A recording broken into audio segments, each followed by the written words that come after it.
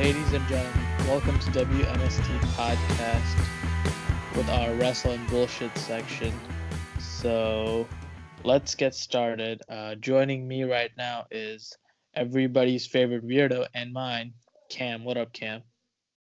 Hello and welcome to the show. We're still understaffed as usual because everyone else is either busy or being a lazy bum. Yeah, that's true.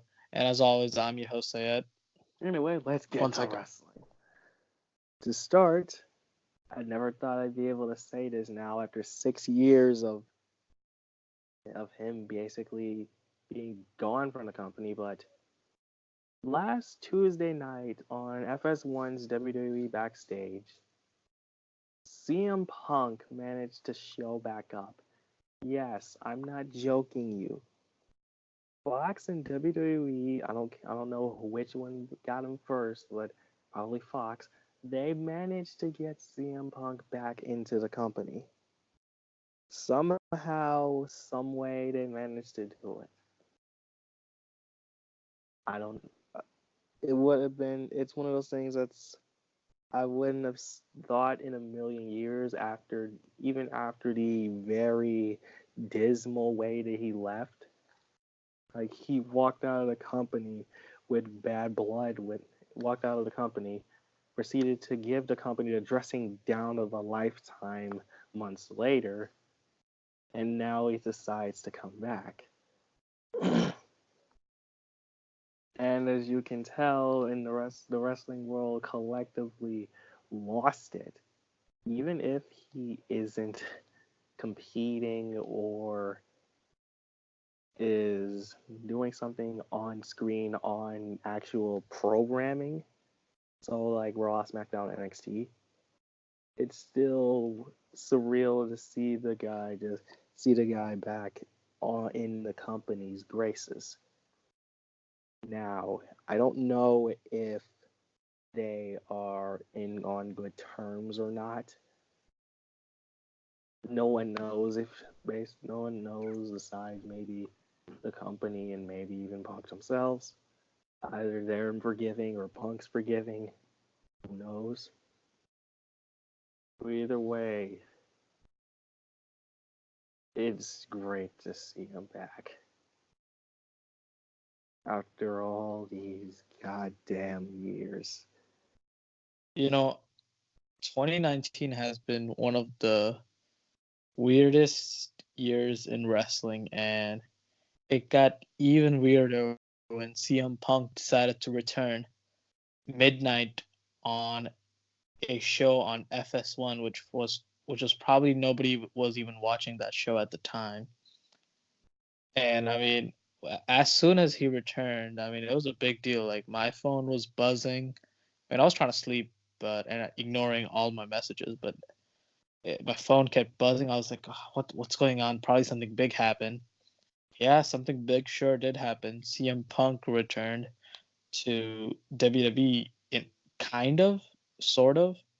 I guess he returned to WWE adjacent, which is the WWE backstage show, where he was long rumored to uh, be a co-host with Renee Young.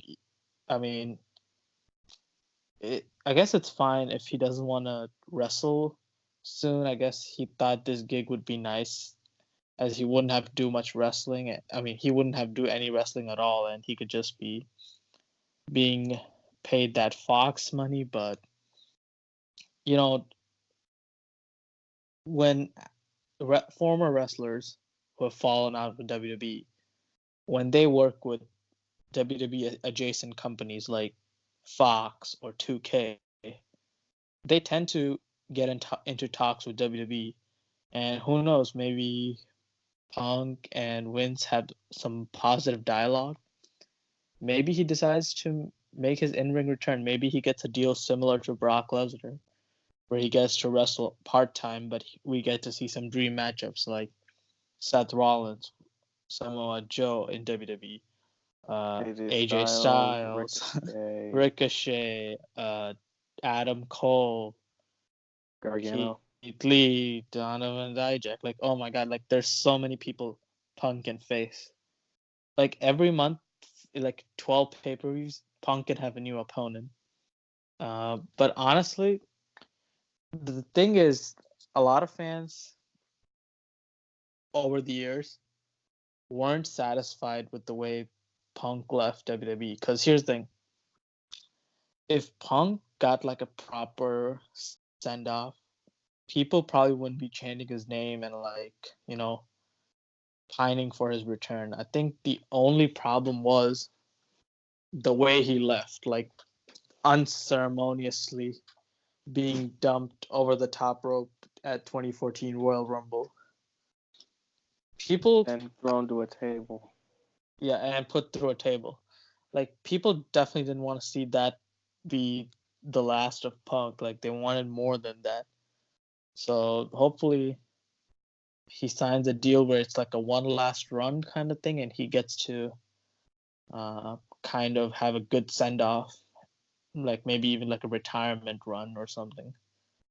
That's my hoping. Because I mean, yeah, it's nice to see him come back, be an analyst or whatever, but we all know we want him as a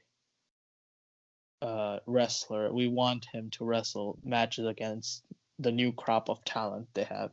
Even if it's just him being an analyst, if to be honest, that's what he should have done if he didn't feel like competing anymore. He should have just been an analyst or a commentator or something, or an agent, rather than just competing.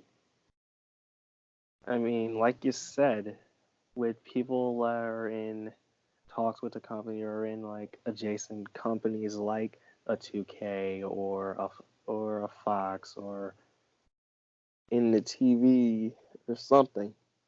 They've gotten back in the company's good graces and have would end up making appearances or would have one more run or get into the Hall of Fame. Ultimate Warrior, Sting, Goldberg, Kurt Angle.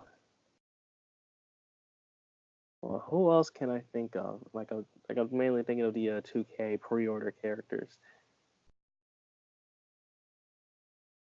I mean, that's actually a pretty good example. Just like 2K and like working with them opens up to having connections with Vince so they can talk it out and like come to an agreement on a deal all the time. So, yeah. Honestly, this is some good news overall, so we'll see where it goes, and we'll have hopefully we'll have some reactions from our co-host Everyone else. Ziggler, Tyler, and maybe even Sean soon. While they are being lazy, let's move on to our next topic. Uh, let's talk about AEW Full Gear. Uh, it was one of the more positively received pay-per-views of the year. A lot of people enjoyed it. In my opinion, it was a really fun pay-per-view. I really thought they brought it. Um, Now, in my opinion, no match to to me at least stood out.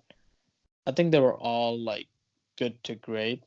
There wasn't anything like spectacular, but the match, like a lot of people were obviously talking about, was Moxley and Omega. Like so many different spots. Like okay, let me think about the spots I remember.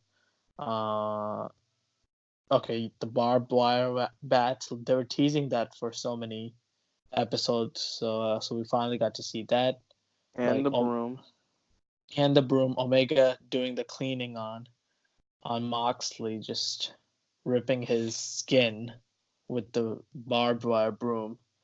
Suicide dive to the outside with the table against the guardrail.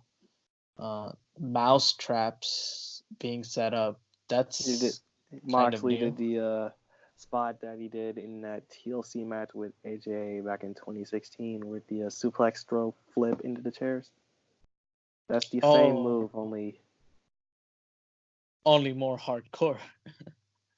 Yeah, so only it that didn't spot rip any, only it didn't rip gear, and rip any pants, right? Yeah, that and the shattered glass on the ring floor. The Uh, chain, the hangman spot, the hangman spot, the barbed wire suplex outside by the ramp. the V trigger into the like spotlight thing. Yeah, the V trigger into the set prop thingy. Uh, Yes, for real. yeah, like this match was brutal. Then they ended up taking the Yeah, exposing the wood, they the took X the ring apart. blast, the Yeah, shitless DDT onto the wood. yeah. I mean, I always love when they do that. Like it shows people like, hey, they're actually wrestling on real wood. So that was actually pretty cool. And then, yeah, the Phoenix Splash into the Omega did the Phoenix Splash. He missed. Uh, that was pretty much the end of it. Paradigm shift. 1, 2, 3. Moxley wins, even though this doesn't count in his win-loss record. Although the funny thing about this is the next Wednesday he faced Michael Nakazawa and like got like a quick like win, like a squash match. So in a way you could say like I guess it's still a W on his record because he ended up getting a quick win uh on Wednesday. But Omega didn't suffer the loss, but yeah, this was a really brutal match. A lot of people were talking about how this match was not their cup of tea and like they were having a hard time watching it, and I completely understand if this isn't your style of wrestling. I personally love it. Like I don't mind violence. If the wrestlers are good with it, then I'm good with it. I enjoyed it. Obviously, this is not the kind of match you see on mainstream pay-per-view or shows every week. So you always gotta appreciate something new and different every single time. As long as you're not going into the torture porn route, I'm fine with it. It's people are saying, oh, they went too far in the match. When there's other wrestling promotions like Combat Zone Wrestling that do more hardcore stuff than the things that they've done in this match. Sure, they've done stuff. They do stuff like this, like the barbed wire spider web spots and the barbed wire, the busted glass. But it gets more and more severe. Like they keep going, over the top and more ridiculous to the point where you're just thinking, when do you stop?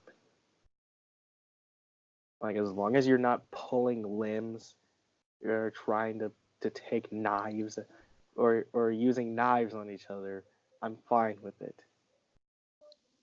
Yeah, that's definitely true. There's always a limit. Yeah, like as in what a wrestler's body can take, and I mean Moxley and Omega know their limit, and they pushed it. And also we had Cody and Jericho for the AEW title. Uh, Obviously this was a great match. We had so many different um, nice dramatic moments in it. Uh, Jericho being slapped by Cody's mom. Uh, Cody doing the crossroads, almost winning the match. Uh, there were some other spots too. I'm forgetting right now, but yeah, overall, very good match. The big point where everything changed though was when uh, MJF threw in the towel, uh, meaning Cody loses. And I was actually kind of disappointed by this finish in a way, but obviously we'll get to the end later. But I thought to myself, wow, so that's it, huh? He's gonna lose and he's never gonna challenge for the AEW title again.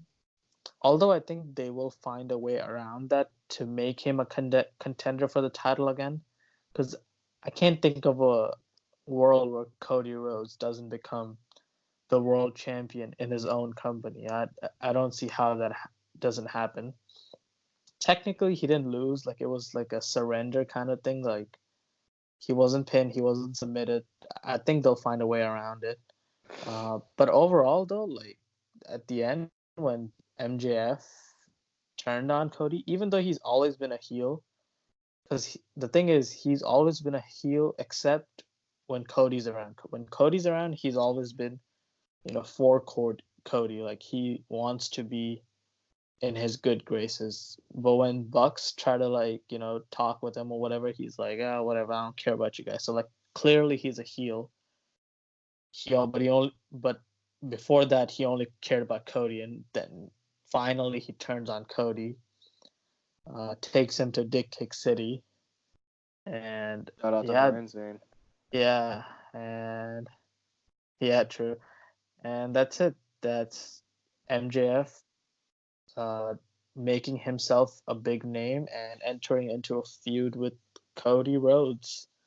And also that promo they did on Wednesday night, like where Jericho and MJF had the little duel, uh, talking about if he wants to join the inner circle. That was actually really brilliant too. Really showed MJF mic skills. Like he can definitely carry this program. He can go head to head with Cody and Jericho and hold his own. So they've got a bright young star right there. And So bonus points for them doing the Jericho Kevin Owens bit where it's like, you know who is the worst person on Raw is? Say it with me. Roman Reigns. Roman Reigns. But this time it was Cody Cody Rhodes. Rhodes. And does Cody have his last name back? They've been calling him Rhodes for like the past 2 days. Probably not. Probably not. Who knows? I mean, at least it's probably one of those things where it's like, I don't know if you have your last name back or not, but we're still gonna call you that anyway. It's Yeah, like because it's it's kind of like people were awkward just calling him calling. Cody. It's That's it, like, just Cody. oh, Andrade or Ali. Yeah, we're gonna still call them Andrade Almas and Mustafa Ali, but at least Mustafa Ali got his name back. Yeah, like it's awkward when wrestlers don't have a last name. Like sometimes it works for like a gimmick, but like Like even Elias. yeah, but even like the Undertaker, who has like just one name, Undertaker, like you don't just call him Undertaker, you call him the Undertaker. I mean, even Miz, like you don't just call him Miz, you call him the Miz. So it's like wrestlers who only have one name, it becomes really awkward. Like, oh, his name is Cody. Wow, that's Cody very what? Cody Oh, just Runnels, Cody. Rhodes, something. So, I don't know. I thought that was pretty interesting. And Wardlow, I think that's how you say his name. I forgot. He debuted. Wardlow. It's gonna be Wardlow. hard to. It's anyway. It's his insurance policy. His manager is heavy. Yeah. His Hunter Hearst Helmsley. His Diesel, if you will. So is MJF part of the inner circle now? Probably not. Yeah, that's what I thought. So I guess he has a henchman, and he's the biggest heel in wrestling right now. It it's gonna be crazy seeing how this feud unfolds for the next few months. But yeah, overall though, AEW Full Gear, I'd give it a solid 8 out of 10. Great little pay per view. What about you? No, I didn't really watch it to be honest. I didn't really watch it. I mainly followed it, but there were some good things to come from it. I mainly was paying attention to the unsanctioned match, but more or less the only weak spot for it was the Shawn Spears Joey Janela match. So other than that, everything else is just good to passable. So 7 out of 10. What was it? Just as a 7 out of 10, just by glancing at it. Oh, okay, gotcha. 7 out of 10. Yeah, I actually kind of was like, he might give it a 7 out of 10. Yep, he gave it a 7 out of 10. Yeah. All right. Sounds good, brother.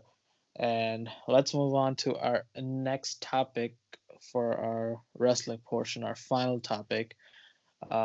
Quick little update on the Jordan Myles story.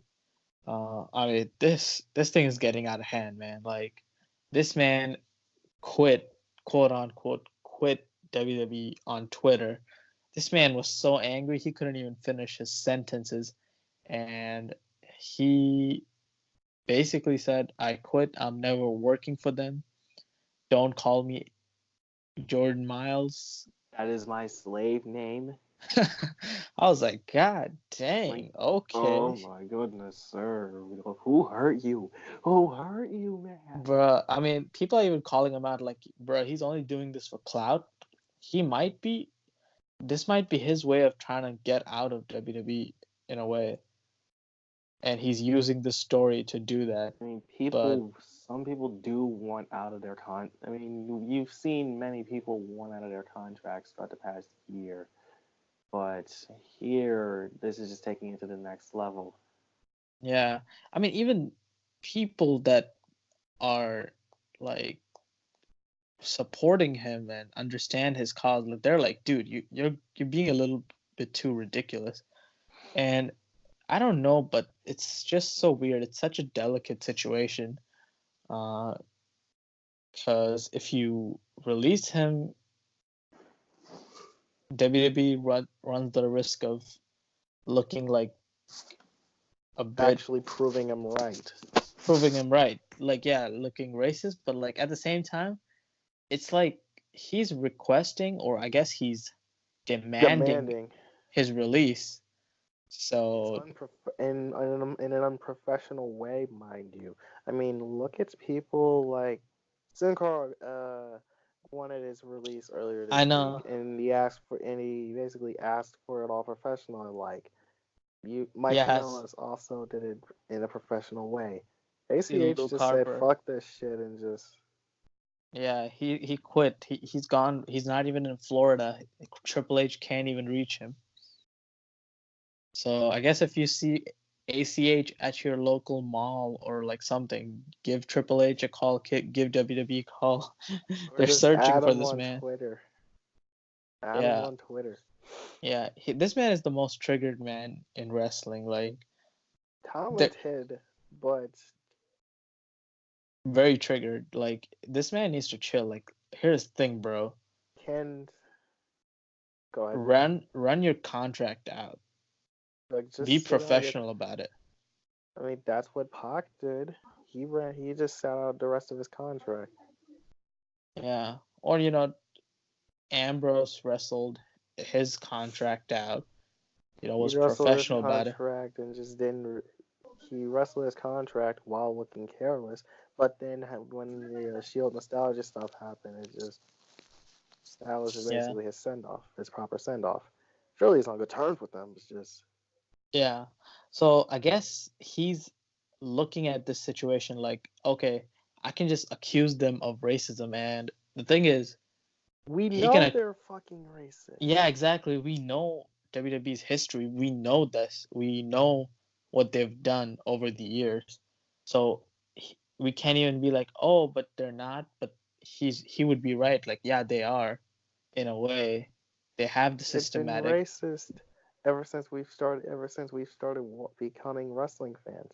I mean, think of any gimmick that you've seen from any nationality, say Tajiri or New Day or R Truth or anyone.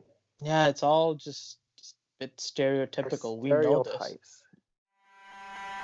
Hey everyone, hope you enjoyed that video and make sure to like, share, and subscribe. And click on the channel to check out some more awesome videos like our movie and wrestling debates and our interviews with people like the Wrestling Classic and Jordan Jomo from the IGWC.